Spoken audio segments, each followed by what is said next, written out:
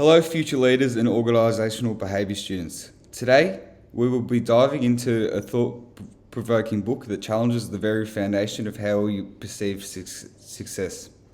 Welcome to my summary and interpretation of Success and Luck, Good Fortune and the Myth of Mediocrity by Robert Frank. Despite the wide range of Frank's works, today I'll be focusing on his book Success and Luck, Good Fortune and the Myth of Mediocrity. In this book, Frank explores the often overlooked role of luck in achieving success. While hard work and talent are undeniably important, he argues that luck plays a crucial role in determining who reaches the pinnacle of success. Understanding the role in success is vital for students of organisational behaviour. It reshapes our perspective on mediocrity and helps us develop a more refined view of leadership, teamwork, and organisational dynamics.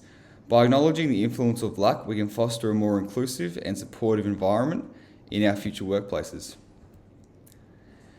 There are 7 key ideas Frank explores throughout his book. However, I've chosen the 3 that I believe are the most prominent. These are as follows. Firstly, luck plays a greater role than we acknowledge.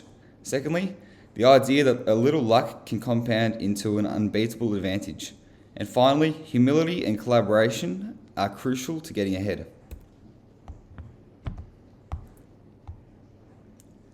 Frank emphasises that luck plays a greater role in economic success than we often acknowledge. He provides compelling anecdotes and examples to illustrate how random events and fortunate circumstances can significantly impact one's career trajectory.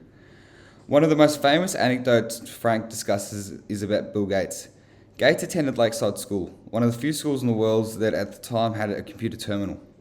This early access to computing technology allowed Gates to develop his programming skills at a young age, which was a significant factor in his later success with Microsoft.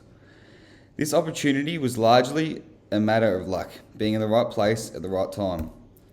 In the context of organisational behaviour, this idea challenges the traditional view of mediocrity. It suggests that while individual effort and talent are important, external factors like timing, social connections, and even random events can play a significant role in career advancement. This understanding can help managers and leaders create a more equitable evaluation and greater promotion systems. In a real-world implementation, managers can incorporate this understanding by using a holistic approach to outline performance reviews, considering not just individual achievements, but also the context and opportunities that contributed to those achievements. A magnificent career can depend on a series of lucky breaks. Frank illustrates how a sequence of fortunate events can lead to extraordinary success. To further highlight the extent of this theory, I will again be following Bill Gates' path to success. Firstly, his early access to computers through his opportunity to attend Lakeside School. This allowed Gates to develop his programming skills at a young age.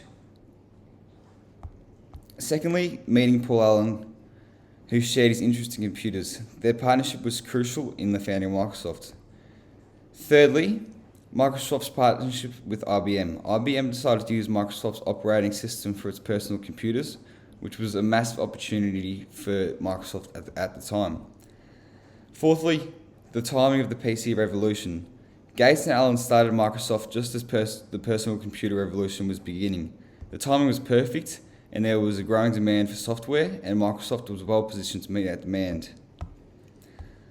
Finally, the legal and market conditions at the time also played a role. For instance, the antitrust campaign against IBM in the 1980s created a more competitive environment that allowed smaller companies like Microsoft to thrive. These series of fortunate events and circumstances illustrate how a magnificent career can depend on a sequence of lucky breaks. Gates' story is a prime example of how initial advantages and opportunities can compound over time, leading to extraordinary success. In the context of organisational behaviour, this idea aligns with the concept of cumulative advantage, where initial success leads to further opportunities and resources. Recognising this can help organisations design interventions to support those who may not have had the same initial advantages, ensuring a more level playing field. If we implement these ideas into a real world scenario, an organisational manager could establish mentorships and programs to provide guidance and opportunities to employees who may not have had these initial lucky breaks, helping them to build their own successes. Frank emphasises that a little humility and a lot of collaboration are crucial to getting ahead. By recognising the role of luck and working together, we can achieve greater success. One example Frank discusses is the success of Google. Firstly, the founders' humility. Larry Page and Sergey Brin, the co-founders of Google, have often acknowledged the role of luck in their success and have been open about the fact that their initial success was not solely based on their brilliance, but due to fortunate circumstances. This, as well as their collaborative culture, open source contributions, partnerships and alliances with academic institutions, other tech companies, and even competitors, has allowed Google to leverage diverse expertise and resources, leading to groundbreaking innovations and market leadership. Finally, employee empowerment. Google empowers its employees to take initiative and collaborate on their projects. The company's famous 20% time policy, which allows employees to spend 20% of their time on projects they are passionate about, has led to some of Google's most successful products. This policy fosters a culture of collaboration and innovation. By recognising the role of luck and fostering the culture of humility and collaboration, Google has been able to achieve remarkable success. This example illustrates how acknowledging the influence of luck and working together can lead to greater achievements and sustained success. There are two flaws in Frank's theory I would like to critique. These are the overemphasis on luck and the practical implementation of the key ideas in a real-world workplace. Some critics, including myself, argue that Frank overemphasises the role of luck, potentially undermining the value of hard work and perseverance. While luck is important, it's essential to balance this perspective with the recognition of individual effort. This is especially true for long-term sustainability. If someone does not have the work ethic or is equipped with the skill set to maintain this newfound success, their success will likely be short-lived. Practical implementation. In the real workplace, practical implementation of Frank's ideas can be challenging. For instance, even ideas that seem easy to implement, such as creating a cohesive and collaborative work culture, can be difficult to implement in the real world for countless reasons.